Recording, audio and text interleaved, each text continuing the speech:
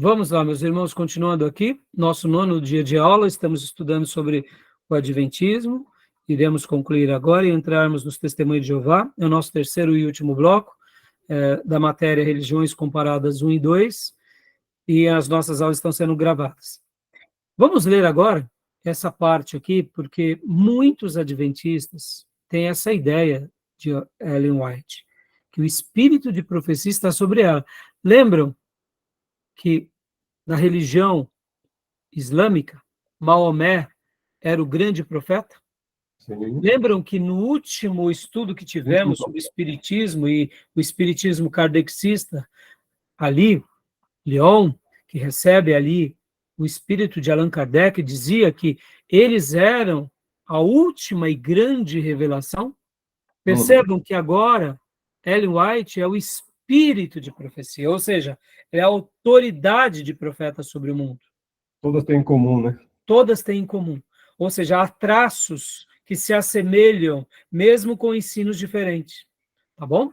Então, leia para nós, Tomé, por gentileza, essa parte. Acho que vale a pena. É o Mormon também, né? Os Mormons também. Os TJs também. Uhum. Os adventistas do sétimo dia acreditam que Ellen White seja o próprio espírito de profecia de Apocalipse 19:10. E eu lancei-me aos seus pés para o adorar. Mas ele disse-me: Olha, não façais tal. Sou teu conservo e de teus irmãos que têm o testemunho de Jesus. Adora a Deus, porque o testemunho de Jesus é o espírito de profecia. Apocalipse 19:10. Dá uma pausa, Tomé. Perceba, irmãos, quando você coloca algo assim para uma pessoa, é algo desmedido. É para você mostrar que ela é a autoridade máxima. Ela se permitiu viver isso, e é uma pena. Continua para nós, Tomé, por favor. Esta é uma heresia fácil de identificar por qualquer crente verdadeiro. Porém, é algo que eles não passam de início aos novos convertidos, pois a lavagem cerebral é feita em doses homeopáticas. Os novos convertidos são introduzidos aos poucos nos escritos da Sra. White, que são considerados por eles como sendo inspirados, tal como a Bíblia. Veja o que diz o livro adventista Sutilezas do Erro, acerca do suposto espírito de profecia da seita. Pode ler para nós, Tomé. Dá para ler, Tomé? Quer que aumente um pouco? Não, dá para ler, pastor. O espírito de profecia é o que, segundo as Escrituras, a par com a guarda dos mandamentos de Deus, seria o característico da igreja remanescente.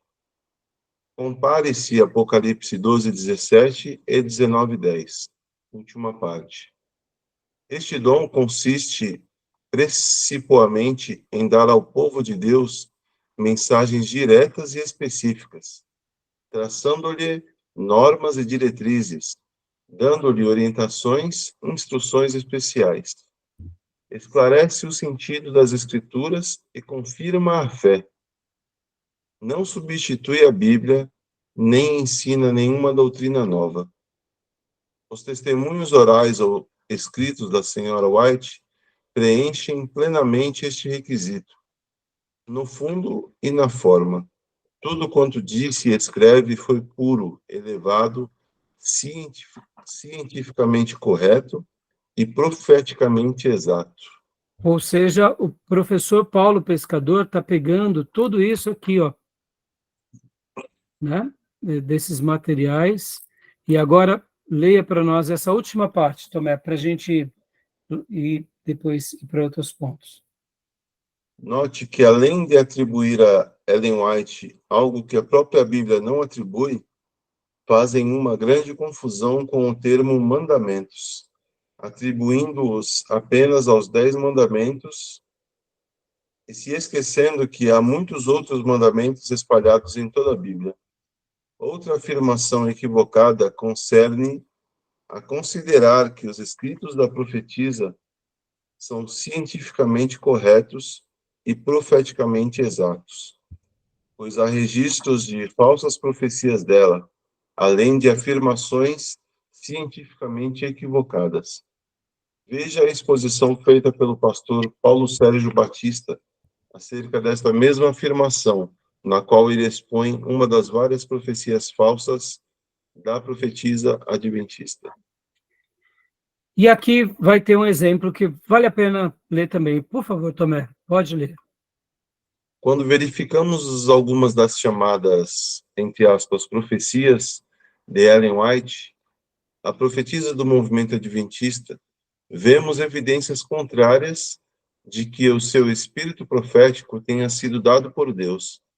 No mesmo livro, lê-se a profecia de Ellen White concernente à interferência da Inglaterra na Guerra Civil Americana nos seguintes termos, abre aspas, quando a Inglaterra declarar guerra, todas as nações terão seu próprio interesse em acudir, e haverá guerra geral, fecha aspas, página 42. A profecia mencionada durante o contexto da Guerra Civil Americana declarava que haverá guerra, e não que haveria guerra, demonstrando assim que essa profecia não era condicional. A guerra não se generalizou e a Inglaterra não participou dela. A profecia era falsa. Aqui é um exemplo, apenas. Então, meus irmãos, bom, sobre essa questão, acredito que vocês não tenham mais dúvida, né? Tudo bem? Aqui, a apostila do nosso irmão vai ser muito interessante também, sobre os pontos, vai tratar sobre essa questão da inspiração, como vimos há pouco, a questão do juízo, aqui, ó, essa parte também é muito importante. O que seria esse juízo investigativo? Ó, conforme já foi mencionado no tópico 15.1 da presente obra, a heresia do juízo investigativo é originária do não cumprimento das falsas profecias do movimento millerista, o qual surgiu da equivocada interpretação do texto de Daniel 8, 13, 14, onde os adeptos desse movimento interpretam que o santuário, o templo, que havia de ser purificado era a terra. Portanto, Cristo voltaria em 22 de outubro de 1844 e purificaria a terra, executando o juízo divino, salvando os seus escolhidos e aniquilando os ímpios. Como a profecia não se cumpriu na data prevista, causando assim um grande desapontamento, os seguidores de Miller, agora sob o comando de Ellen White, reinterpretaram o texto de Daniel 8, forçando-o a concordar com sua heresia. Agora, segundo eles, o templo, ou o santuário, a ser purificado não era mais a terra, mas o templo celestial, ou seja, criando uma reinterpretação. E é assim que acontece com toda heresia. Quando você não consegue justificar por uma coisa, você vai para outra. Continuando. Ou seja, teriam errado apenas o local do evento, mas não a data e o próprio evento. No que consiste a doutrina adventista do juízo investigativo? Ligada à doutrina do santuário do templo celestial, a doutrina do juízo investigativo alega que no momento da sua ascensão, o Senhor Jesus não foi diretamente para a presença do Pai, antes entrou no segundo compartimento do templo celestial, no lugar santo, onde passou a interceder pelos pecados da humanidade, pois eram pecados que maculavam o templo celeste. É aquilo que a gente viu há pouco. E aí ele sai do santo e vai para o santo dos santos. Então, meus irmãos, são muitas coisas, não são poucas coisas.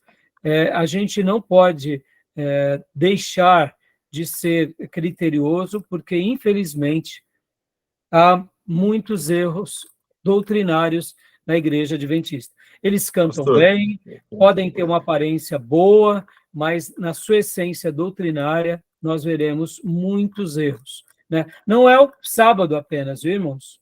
Temos aqui várias doutrinas, né? O professor Paulo Pescador faz menções na sua apostila. A questão do livro-texto também vai fazer várias outras questões também, né, de doutrinas. E pode falar, Júnior, o que você ia falando? Tem um problema da expiação também, né? Que não é só Jesus que faz expiação pela gente. É um bode que vai para o deserto que representa Satanás. Não basta Jesus fazer, o Satanás também faz expiação pela gente. Segundo a aqui, ó, doutrina dele. Expiação bode emissário, né? Exatamente. Bode emissário. Né? Tem várias, né, pastor? Eles acreditam também que o arcanjo Miguel é Jesus. Que os ímpios Aqui, ó. serão aniquilados. Exato, ó. A questão da Trindade, né, como vocês mencionaram há pouco, né, nos outros módulos, no começo eles não acreditavam, mas depois eles passaram a reajustar isso. A questão, aqui, ó, Jesus é o anjo Miguel, né? Isso daqui, né, Tomé, que você acabou de dizer. Parte do Né? E é essa que eles acreditam que Jesus estava com Deus, depois deixou a natureza de Deus, se tornou o arcanjo Miguel, ou sei lá, largou a natureza, veio para a Terra e depois voltou. Não tem uma parada assim? Então, seria esse ponto aqui, Maísa, que está na apostila. Eu vi. Tá? Depois vocês dão uma avaliada aqui e vejam. Então, irmãos, existem muitas coisas. Jesus sempre foi Deus e sempre foi homem. O arcanjo Miguel sempre foi um arcanjo, e assim como Gabriel é um outro anjo. Pastor, Gabriel é anjo ou é arcanjo? Gabriel, como Miguel, entendemos ser arcanjo. Miguel é arcanjo. Gabriel é um anjo, mas também de muita autoridade. Por isso que entendemos que os dois são arcanjos. O que seria o arcanjo? Seriam anjos de muita autoridade na escalada e na hierarquia entre os anjos. Sabemos que dentro das hierarquias angelicais existem serafins, querubins, arcanjos, anjos, aí vem também, né, os 24 anciãos, vem os 4 seres viventes. A Bíblia vai falar desses. E, tá bom, pastor, quais são as hierarquias? Aí a gente constrói algumas hierarquias, que seriam os 4 seres viventes, os 24 anciãos, aí vem os arcanjos, querubins, serafins e os anjos. Mais ou menos nessa ordem, entendeu, irmãos? Mas e aí, pastor? E aí, muita coisa sobre essa temática é mistério. A Bíblia revela muito pouco, né? Mas Jesus nunca foi o arcanjo Miguel, tá, meus irmãos? Então, tudo bem, meus irmãos? Né? E sim. Querem comentar mais alguma coisa? Tem uma similaridade com... Não há necessidade, né? TJ, né? Oi? Então, a similaridade doutrinária em parte com os TJ, né? Sim, só que os TJs vão além, né, Júnior? Aí que está a questão, né? Eles conseguem dar um passo além, né? Eles são da mesma época. Os TJ dão um passo além, né? Tá bom? Joia, então, irmãos, vamos agora aqui, né, trabalhar um pouco na apostila do professor. Não vai dar tempo, irmãos, da gente agora argumentar. Percebam, irmãos, aqui, ó, na apostila, deixa eu publicar aqui para vocês, na apostila não, no livro-texto do Raimundo, é um livro, como eu disse, irmãos, existem outras obras melhores, a do Cabral, que o Júnior tinha citado, temos muitas obras, o Instituto de Pesquisa Cristão, naquele material que o pastor Ribeiro passou para nós, inclusive eu até coloquei na minha apostila aqui, eu fiz uma nota mostrando vários materiais, naquela edição especial do Instituto Cristão de Pesquisa, as melhores matérias dos 11 anos de publicação, lá na edição número 2, fala sobre a doutrina da salvação dos Testemunhos de Jeová, na edição número 5 são evangélicos os adventistas, aí depois, castas entre as Testemunhas de Jeová. Na edição 56, fala também sobre os Testemunhas de Jeová. Na edição 67, vai falar também sobre os adventistas, ou seja, temos muitas obras que a gente pode estar lendo. E aqui no livro-texto, vocês vão ver que o nosso querido irmão Raimundo Oliveira, ele traz, o que eu gosto do livro dele, é que ele faz uma síntese, ele tem uma didática muito boa, um texto muito bom, e ele é bem prolixo, porque ele vai mostrando apenas o ponto principal. É um suprassumo de tudo que a gente tem aprendido, né? Então, eu acredito que vocês podem se beneficiar muito sobre essa questão. Deixa eu só fazer um último apontamento aqui, viu, irmãos? Cuidado também, viu? O sábado pode virar o domingo legalista, viu? A gente tem que tomar cuidado com isso, tá?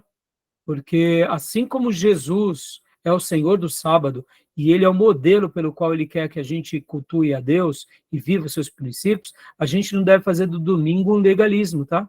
Porque muitas vezes não é porque hoje guardamos o domingo por causa da tradição dos pais da igreja, por causa da igreja apostólica, que era um hábito, e então pode vir Barnabé, Justino Marte, Inácio, né, Dionísio de Corinto, Vitorino.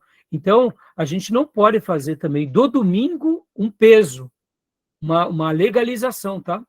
E aqui, olha, vem várias doutrinas sendo reprisadas por eles, pelo professor, que vale a pena a gente estar lendo. Como eu disse, o material, você vê que é bem curtinho dos TJs, mas ele faz um supra-sumo. Agora, já o material dos Testemunhos de Jeová, o professor, o pastor Raimundo Oliveira, vai gastar um tempo bem legal. Fala, Júnior, pode falar. Eu acho que o livro dele é mais sintético do Raimundo. Ele é direto ao assunto, ele é direto ao ponto. Sim. Ele é um livro, né, Júnior, que é sintético, que você quer dizer assim, ele faz uma síntese, ele é resumido, né? É resumido, ele não é longo, ele não é cansativo. Não é prolixo. Né? Pode ver que a apostila do professor Paulo Pescador, ela é muito boa, ela é mais estudada, fazendo mais citações, fontes, argumentos, contra-argumentos, mostrando os erros, é uma coisa mais de um estudo acadêmico, de um seminarista. Esse livro-texto, ele é bem objetivo. Eu gosto dessa objetividade, né, porque tem vezes que, nessa questão, a gente também tem que ser bem objetivo, né? Agora, é claro, como estudioso, pode ver a quantidade de materiais que a gente está vendo e vídeos que a gente está vendo, né, Júnior? Então, sim. Leia para nós aqui, Júnior, as Testemunhas de Jeová. Pode ler essa parte, por gentileza. Testemunhas de Jeová formam uma das seitas que mais cresce atualmente, em face do seu proselitismo incontrolável e do grande mal causado por seus ensinos à vida do crente. Necessário se faz estudar. Ou seja, eles têm um proselitismo muito grande e eles fazem mal. Eles literalmente, eu diria, assim como eu disse há pouco sobre os adventistas, que houve uma mudança, e tem havido uma mudança na chave adventista, muitos adventistas já questionando a Ellen White, questionando várias práticas, várias doutrinas, pregando mais a Bíblia. Nós não vemos a mesma coisa nos Testemunhos de Jeová, ou nos Russelitas. Eles não fazem isso. Eles continuam dentro dos dogmas deles, das revelações deles, eles continuam sendo sectários, exclusivistas, dogmáticos, segundo aos seus fundadores. Né? A gente já não vê a mesma coisa que aconteceu com, no caso, né, os mileristas ou adventistas do sétimo dia, tá bom? Bom, aqui, vamos voltar então aqui, eu vou compartilhar agora o slide do professor Sidney, porque o slide dele acaba sendo o suprassumo também desse material, tá bom, meus irmãos? Deixa eu mudar aqui. Vamos lá. Testemunha de Jeová, pode ler para nós, Júnior, por favor? Nasceu em Allegheny, Pensilvânia, entre 18 e 20 anos. Em 1870, fundou com seu pai um grupo de estudos bíblicos chamado Estudantes da Bíblia. Esse grupo foi altamente influenciado por pastores mileristas adventistas. Dá uma pausa aqui, Júnior. Perceba, irmãos, olha lá. Mesmo que Miller deu algumas voltadas para trás, os sucessores dele continuaram crescendo, e aí a Ellen White foi crescendo e foi se expandindo. Agora a influência, onde chegou. Por isso que eu mudei a minha temática. Hoje nós íamos estudar, literalmente, os TJs e os Mormons, mas eu achei coerente. Eu achei coerente a gente ir para os adventistas e depois vir aqui para os russelitas, porque, percebam, irmãos, nasce dentro da Igreja Batista e depois cresce e eles não são ali ensináveis, e de repente aquilo que parece ser um movimento dentro dos movimentos evangélicos e se torna uma seita, agora já não tem mais uma, vai nascer a segunda. E quem é que vai literalmente dar a base dessa segunda seita? São os mileristas, ou seja, os adventistas que fundamentam quem? Tanto o Russell como o pai dele. Continua para nós, por gentileza. Um desses pastores chamado Nelson Horatio Barbour, que Russell foi convencido que estava vivendo nos últimos tempos. Jesus já teria voltado, mas de forma invisível.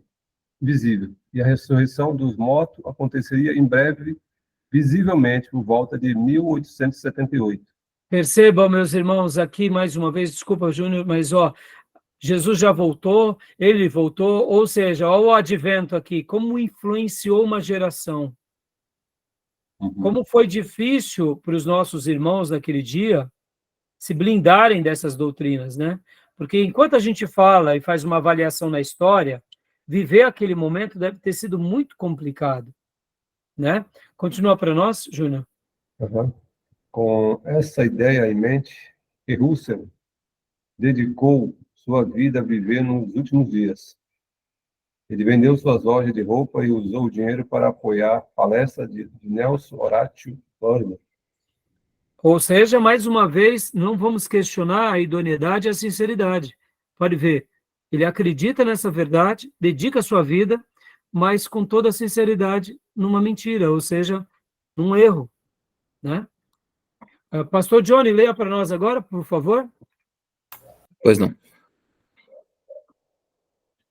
Juntos publicaram em 1877 um livro chamado Três Mundos, onde apresentava os detalhes da cronologia da volta de Jesus em 1874, o arrebatamento dos santos em 1878 e o julgamento de Deus em 1914. Nesse livro também tem muitas das crenças até hoje vigentes. Ou seja, irmãos, percebam que aqueles, irmãos, é aquilo que o Ribeiro nos ensinou, que eu citei para vocês nas aulas do catolicismo, quando nós abrimos um centímetro, aí a gente, depois de 5, 10 anos, não vai ser mais 1 centímetro, serão 10 centímetros distante da verdade, depois de 10 anos serão 50 metros. Percebam, eles já nascem num contexto de seita.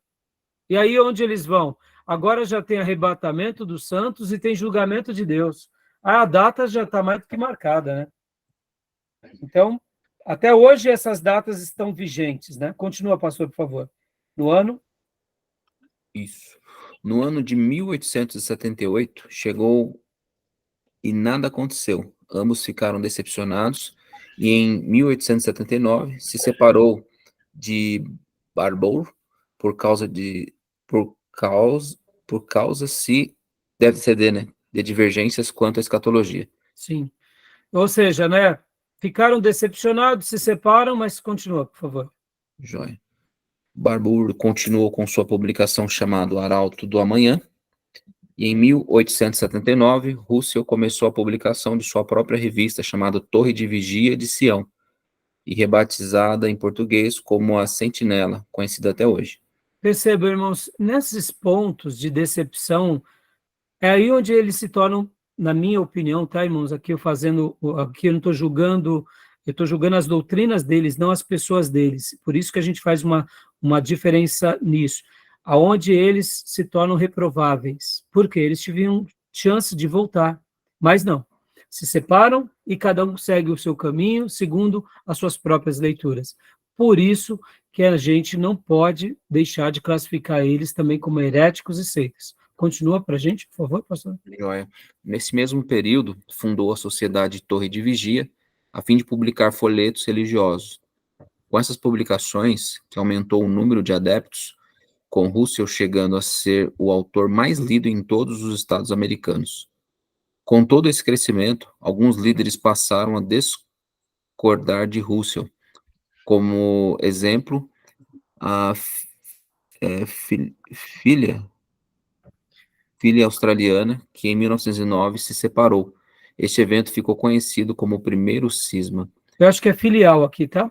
Filial australiana. Acho não, é filial australiana. Ou seja, eles crescem tanto e agora já começam a ter até divisões entre eles, né? Mas olha, isso que é impressionante, irmãos. Eles começam a ser um dos grupos mais lidos entre os americanos. Olha o poder da literatura impressa, irmãos. E hoje, eu poderia parafrasear ao poder do material digital. Por isso que a gente tem que ter bons materiais, a gente tem que ter boas mensagens, bons livros, bons sermãos, bons estudos, atrair a questionamentos e debates inteligentes na palavra, para quê? Para evitar esse tipo de coisa, né? Continuando, por favor. Com a morte de Russell e a sucessão de Joseph Franklin, Rutherford, em poucos meses aconteceu outro cisma, envolvendo 4 dos 7 dirigentes da Torre de Vigia. Separação. Isso. Já já a gente vai ver um gráfico que o professor Sidney montou, que é muito interessante. Continua, por favor, pastor. Pois não. Desse cisma formou vários grupos dissidentes. Durante a Primeira Guerra Mundial, os diretores da Sociedade Torre de Vigia foram presos por acusação de que, com suas publicações, estariam encorajando a recusa do serviço militar. Todos foram libertos sob pagamento de fiança e Rutherford deu início a uma reorganização das atividades dos estudantes da Bíblia e a pregação de porta em porta. Também em 1919 se deu início à revista que em português ficou conhecida como Despertai. Despertai. Aqui é desperta, mas é despertai, né? Uhum. Em 1920, Rutherford anunciou no folheto chamado Milhões que agora vivem e nunca morrerão, que o reinado de Jesus começaria neste ano e os patriarcas renunciariam em 1925. Ressuscitariam. Perdão. Novamente, os anos chegaram e nada aconteceu. Mais uma vez, o mesmo padrão se repete, ou seja, há datas, há profecias, há revelação, e nada acontece, e o povo continua cego. Por isso que se repete o texto de 2 Coríntios 4:4. O príncipe desse século tem cegado o entendimento de muitos, para que não resplandeça o evangelho da glória de Cristo. Ou seja, estão cegos e continuam cegos, né? Fala, Júlio. Inclusive, ele deixou até uma casa, uma mansão pronta, porque o Abraão, o Isaac, retornaria, estaria Isso, e ressuscitariam, né? E não ressuscitou. A gente vai ver no slide agora, Júlio. Pode continuar, pastor Johnny, a gente vai ver isso agora. Tá uma casa, então, para os dois? Não, pior que a casa não era para os patriarcas, mas já que o patriarca não ressuscitou, o que a gente faz com a casa, pastor? Pois é. Vamos ver o que ele vai fazer. Rutherford prorrogou as datas, chegando a fazer até uma casa para os patriarcas. E agora vamos ver o que ele faz com a casa. Bom, aqui, ó, o Conselho de Administração da Torre de Vigília, 1918, e eu achei até a foto interessante, né? Do menor ao maior, né? Profetas menores aos profetas maiores, tá bom? Brincadeiras à parte aqui, né? Falsos profetas. Mas estão mais para falsos profetas menores. Obrigado, Júlio. Falsos profetas maiores. E aqui é a casa. Oi, um resort. É uma casinha modesta, né, meus irmãos? Inclusive, essa casa aí, ela tá no nome, tava, né? Tava no nome de Abraão, Isaac, Jacó, no nome de quem comprou e no nome deles também, porque quando eles voltassem, eles poderiam requerer a casa. Olha aí. Agora, leia para nós, pastor. Olha aí, ó, o slide da... Vamos lá. Como nada aconteceu, novamente, ele usou da residência como sua própria casa. Novamente, alguns membros dos estudantes da Bíblia saíram e Rutherford, em 1931, trocou o nome para Testemunhas de Jeová, tendo por base Isaías 43:10, com o objetivo de diferenciar o nome com os outros grupos que levavam o nome de estudantes da Bíblia. Ponto aqui. Irmãos, agora parafraseando um pouco a minha primeira aula. Percebam, irmãos, indiferente de qualquer coisa, percebam como eles vão longe nas doutrinas, como eles precisam se justificar e como eles precisam se reinventar. E aí é como se eles estivessem construindo as suas próprias doutrinas para se justificar. É isso que acontece. Não deixa de ser a construção de seus dogmas. E é aqui onde nasce, de fato, as testemunhas de Jeová. Eles deixam de ser um grupo de estudo, que aparentemente era estudo da Bíblia, mas não tinha nada a ver com estudo doutrinário e sadio.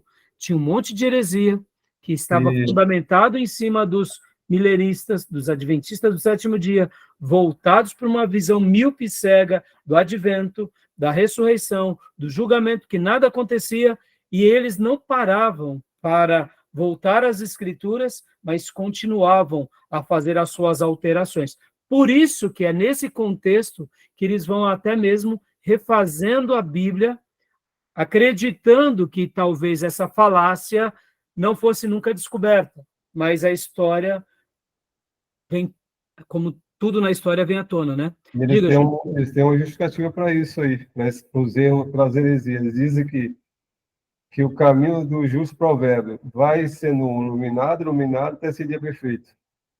Mais É, ou menos isso. né? Eu Nessas horas, né, concordava Júlio? A aí, gente né? tem que dar desculpa, né? Desculpa. Ou seria mais bonito fazer as 95 teses dos É, TJs, né, Júnior? No sentido assim, né? É aquilo, quando você quer flertar com o erro, você precisa sempre maquiar, justificar, remendar, justificar com a palavra, né? Então, irmãos, por isso que para os testemunhos de Jeová também é o que é o novo nascimento, é a conversão e é um encontro com Cristo, né? Lê para nós, pastor Johnny, por favor. Agora, também para se dar ênfase ao tetragrama divino, ao qual dizem ser a transliteração correta de Jeová. Também com Rutherford se desenvolveram algumas crenças diferentes dos estudantes da Bíblia. A data da expectativa agora foi fixada em 1914, e Jesus estaria reinando de forma invisível. O abandono da cruz, que foi trocado por uma estaca de execução. E o abandono dos aniversários, Natal ou datas comemorativas.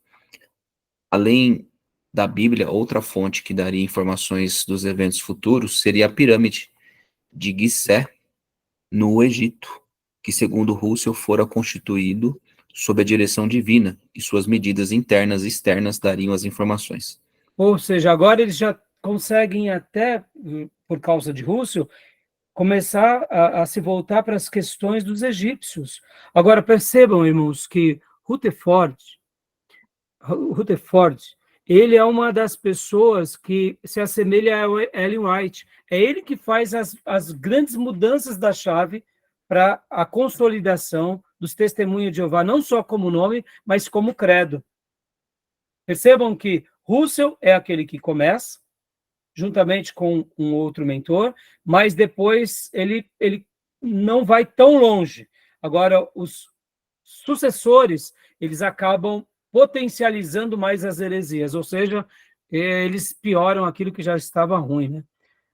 Aí aqui está mostrando, né, o túmulo, aqui ó, uma pirâmide, né, dando aquela ideia do Russell, e aí continua para a gente. Agora, Maísa, a gente já vai encerrar, tá, irmãos? Faltam apenas alguns slides e a gente termina aqui. Leia para nós, Maísa, por favor.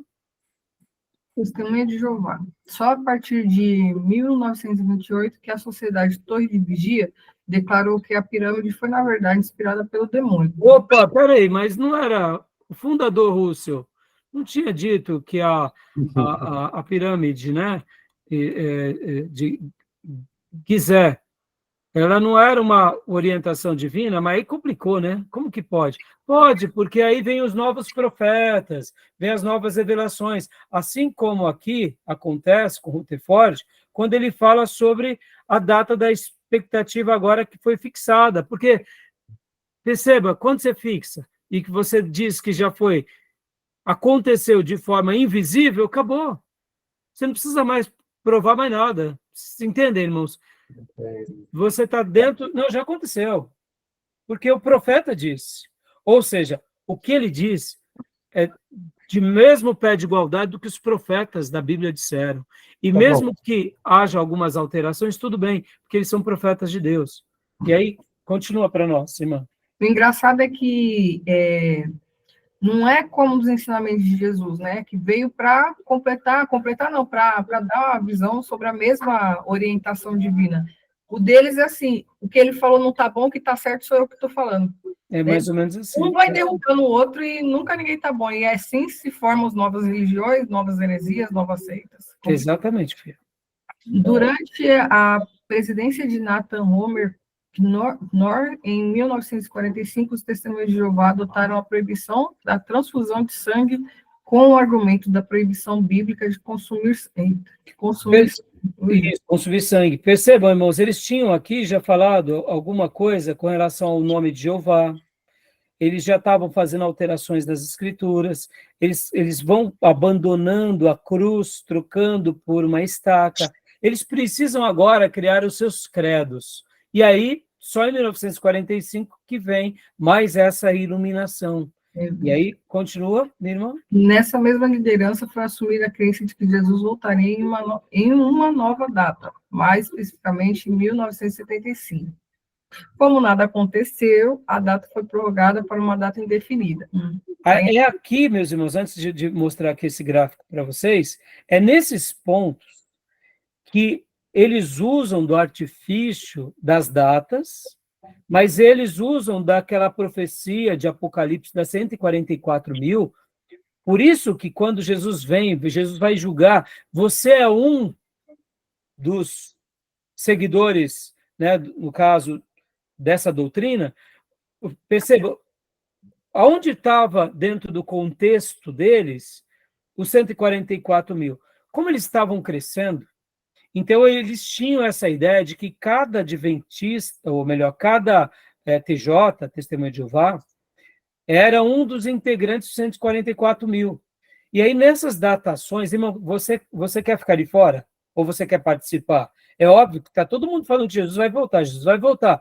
E está todo mundo, né, ali impactado pelo advento, impactado pelo julgamento, impactado pelo juízo. E, de repente, começam a datar. E as coisas vão criando uma expectativa. E aí, de repente, vem aquelas mensagens que nós que cremos nesse corpo de doutrina somos um dos 144.000. Só que chegou uma época na história, isso é fato histórico, irmãos, que eles já eram mais de 144.000. Passava, tipo, 200.000. E aí, não dá para esconder, né? Hoje em dia, principalmente, não tem como você esconder. Mas na virada do século, naqueles dias, como que você ia ter uma contagem extremamente ali criteriosa? Mas quando a quantidade de TJ começou a passar ali dos 200.000, 300.000 TJ, aí eles precisaram remendar. E o que eles diziam? Não. O Espírito Santo, né, o Espírito de Deus, aliás, vai nos mostrar quem dentro dessa multidão de 300.000 são os 144.000. E aí mudou a estratégia deles. E é assim que eles vão fazendo as suas heresias, entendeu, irmãos? Eles têm uma data também que a porta, por 144.000, a porta da entrada do céu, do que tem esperança celestial, fechou. Então, como se falou desse número, os outros... Eu tinha um colega meu, que estava na faculdade, que dizia que não tinha esperança celestial. Ele tinha esperança no paraíso da terra, porque ele não fazia mais parte. Então, ele tem uma regra.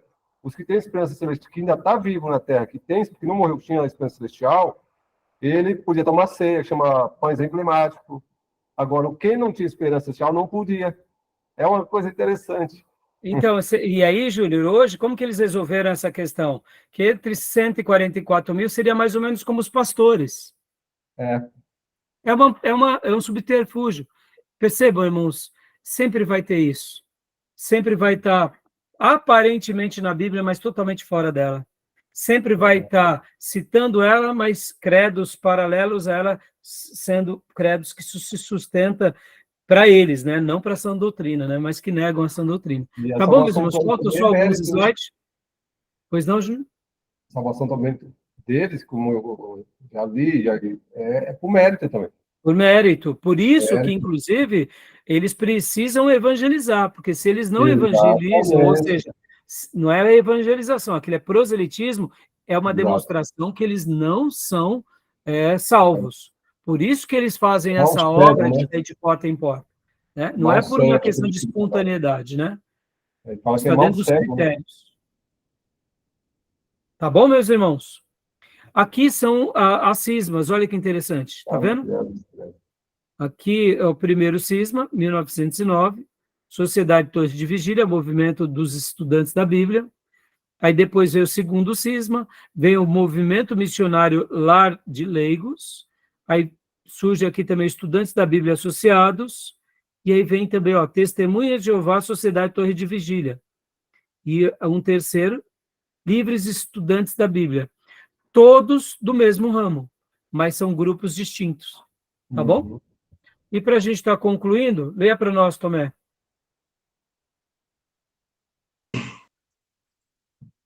Cristologia.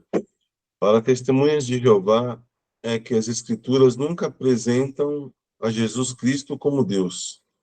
Sim, nós acreditamos em Jesus que disse: Eu sou o caminho e a verdade e a vida. Ninguém vem ao Pai senão por mim. João 14:6. Temos fé de que Jesus deixou o céu para vir à terra e sacrificar sua vida humana perfeita para nos resgatar. Opa, desculpa também. Pode continuar. Mateus 20:28. Sua morte e ressurreição abriram caminho para que pessoas que exercem fé nele recebam a vida eterna. João 3:16.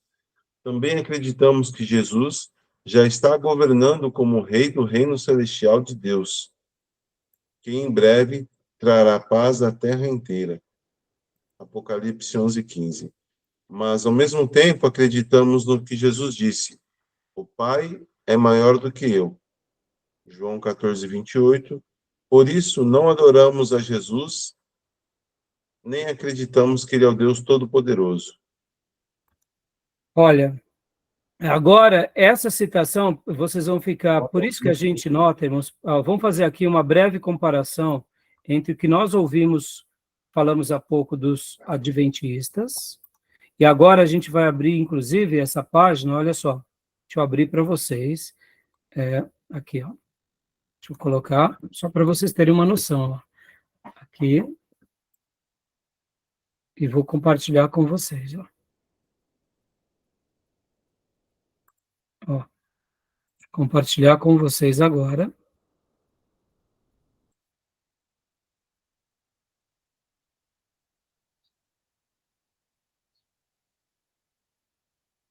Aqui. Pronto, aqui, ó. Site, né? Site das Testemunhas de Jeová. As Testemunhas de Jeová. É esse texto que vocês acabaram de ver. Ou seja, estamos pegando do site deles mesmo. Eles acreditam em Jesus, e aí eles acreditam, como a gente acabou de ver. Mas eles não adoram a Jesus, nem acreditam que ele é o Deus Todo-Poderoso. Por essa razão, não tem nem como comparar com o adventismo. Eles conseguem nascer do adventismo, piorar as heresias, potencializar, e chegam ao ponto de não adorar a Jesus. Então, na perspectiva deles, Jesus é um profeta, Jesus é o caminho, é aquele que ensina, é aquele que vem fazer, mas não é Deus. Simples assim. Forte essa declaração, não, irmãos? Forte e trágica, não? Aqui foi só um detalhe, né? Mas nós temos, eles também têm muitas práticas doutrinárias contrárias à palavra de Deus. No nosso livro-texto, com o professor o Raimundo Oliveira, ele vai trabalhar bastante esses pontos, assim como nas demais apostilas, e fico até aberto, se os irmãos quiserem, a gente continua trabalhando deles na última aula, porque na última aula a gente ia falar sobre adventismo, congregação, sobre os mormons, né? E, então, se vocês quiserem, a gente até continua trabalhando um pouco neles, nas doutrinas, debatendo os assuntos. Fico à disposição dos irmãos, porque, como nós falamos há pouco também, o nosso material do livro-texto, irmãos, ele é bem objetivo. Ele vai falar sobre todas as doutrinas e a maneira que eles constroem todos os seus sofismas, né? Alterando a Bíblia, criando os seus dogmas, fazendo-se um grupo sectário, à margem do que nós cremos. A base de toda a doutrina deles está em cima dos livros que é a Sentinela e o Despertai, fora outros livros doutrinários também. Eles têm uma roupagem religiosa, eles negam o inferno, negam a Trindade, negam que Jesus é Deus, negam que o Espírito Santo é Deus, ou seja, é uma seita daquelas realmente assim admiráveis.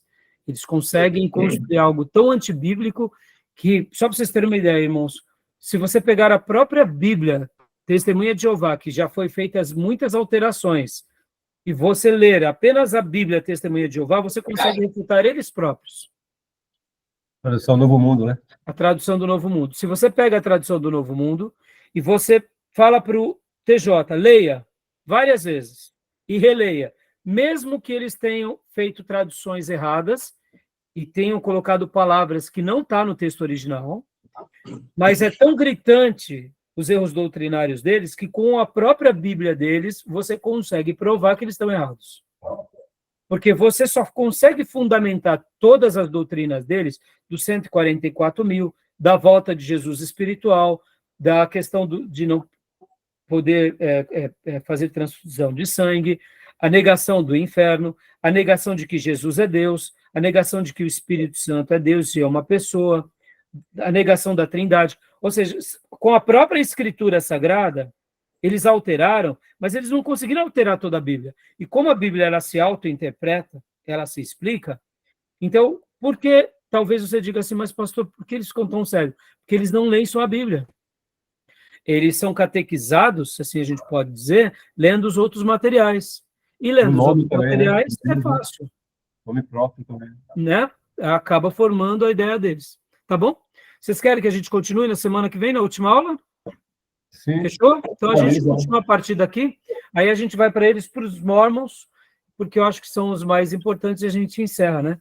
Talvez a gente dê alguma tarefa, por exemplo, o Augusto Nicodemos tem vídeos muito bons falando sobre a congregação cristã. Tá bom, meus irmãos?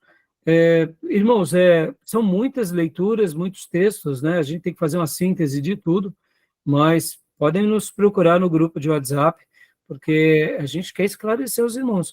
Porque sejamos honestos, irmãos, tem vezes que a gente pode ter algumas dúvidas. Algumas dúvidas, né? E são religiões muito fortes aí, que acabam arrebanhando muitas pessoas. E como essas duas que nós hoje tratamos, elas têm ainda um nível ético e moral, pelo menos daquilo que a gente convive elevado, e isso acaba trazendo um certo brilho para eles. Mas eles poderiam ser as pessoas também, mais morais e mais éticas, mas doutrinariamente estão errados. Ponto passivo. Outra coisa que se percebe neles, fora da questão doutrinária deles, e na vida social deles, eles não são incentivados a fazer curso superior. Tem até uma colega da Mariana, ela que bateu de frente com a mãe, a Giovana, e está fazendo um curso superior, porque eles não têm essa ambição de fazer curso superior, questão social, porque eles se excluem de tudo, né? Questão militar, civil, exército, participação na sociedade, assim, eles se excluem muito. E essa é uma estratégia das seitas, porque no momento que você interage, você contra-argumenta, você é questionado. Hoje, irmãos, essa questão das tradições, da tradução bíblica deles, eles mesmos tiveram que fazer novas traduções. Por exemplo, vamos pegar João 1:1, tá, irmãos?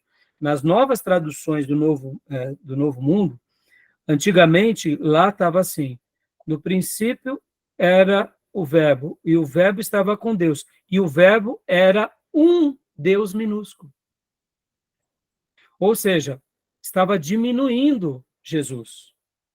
Aí eu pergunto, uma vez minha esposa evangelizando o TJ, disse assim, então Jesus não é Deus? Não. Então vem cá. Jesus não é Deus como Jeová. Não é Deus como Jeová. Mas ele era um Deus pequeno? Ele era um Deus pequeno, porque afinal era o Filho de Deus. Então você está falando que tem dois deuses? Aí o testemunho de Jeová deu um pulo, né? Eu achei a sacada da minha esposa muito boa. E outra, a Bíblia, quando trata Deus pequeno, é para ídolos, é para demônios. Aí o TJ quase surtou, né? Porque a Bíblia dele, a antiga, vinha diferente, viu? Quando houve mudança da Torre de Vigia, as primeiras Bíblias dele era igual a nossa, era Deus, não era um Deus, o artigo indefinido. Veio depois, com a mudança. Mas aquele Rutherford, que foi fazendo as alterações, perceba, tudo é uma questão do tempo. Você precisa sustentar suas doutrinas. Qual é a melhor maneira de você sustentar o seu erro? Alterando a fonte. E hoje, por exemplo, irmãos, com as universidades, qualquer curso de grego, e principalmente grego koiné, quando vai fazer, uma pessoa que é ateu, vai fazer a tradução, ela faz a tradução dizendo que no princípio era a palavra estava com Deus e a palavra era Deus. É assim que está no original. Ponto. Ou seja, não tem como negar a divindade de Jesus. Quando Jesus, por exemplo, chega para Tomé, que Tomé fala, né, meu Senhor e meu Deus, no momento que Tomé vê, eles falam, não, ali é um espanto. Não, não é espanto, irmãos, ali é uma afirmação. Tomé estava ratificando que, de fato, todo o Novo Testamento ratifica. Então, a gente continua semana que vem, tá bom, os TJs, e vamos para os Mormons, e aí a gente conclui, e, irmãos, semana que vem teremos a 10ª aula, e a última aula, e depois vai vir a prova, e a gente vai começar com teologia pastoral, ou, desculpa, psicologia pastoral, tá bom? Então, daqui uma semana, psicologia pastoral, já vou passar o material para vocês, tá bom, meus irmãos? Ok. Mandem perguntas para nós aqui, né, no grupo, e espero ter contribuído aqui com os meus irmãos, tá bom? Beleza, meus irmãos? Alguma pergunta? Alguma dúvida? Tranquilo. Antigamente tinha muito embate com o TJ, agora parei. Eles precisam ser evangelizados também, né, Júnior? Mas evangelizados, não briga, né? Não, mas, por exemplo, antigamente a igreja batista fazia, a gente ia lá, se reunia no Morumbi, nas convenções dele. Eu já fui algumas vezes. A gente ia lá abordá-los, vinham os pastores americanos, e vinha toda uma estrutura para a gente abordar eles e tudo. Deixava vários ônibus no Morumbi, o Morumbi lotado, a gente deixava texto, literatura que se contrapunha à doutrina deles. Era interessante. É isso aí. Acabou. Tá bom, meus irmãos? Então, Beleza. Deus abençoe, um excelente final de semana, com as minhas ovelhinhas até sábado, na casa da irmã Marlene, e, Até mais, querendo irmão. Deus, nós nos vemos terça-feira, Amém. né? Graças Sábado e domingo com as ovelhinhas. Shalom. Deus abençoe, meus irmãos. Deus abençoe. Bom final de semana. Tchau, gente. Deus abençoe. Amém. Pastor. Deus abençoe, Tomé. Amém. Deus abençoe, irmãos.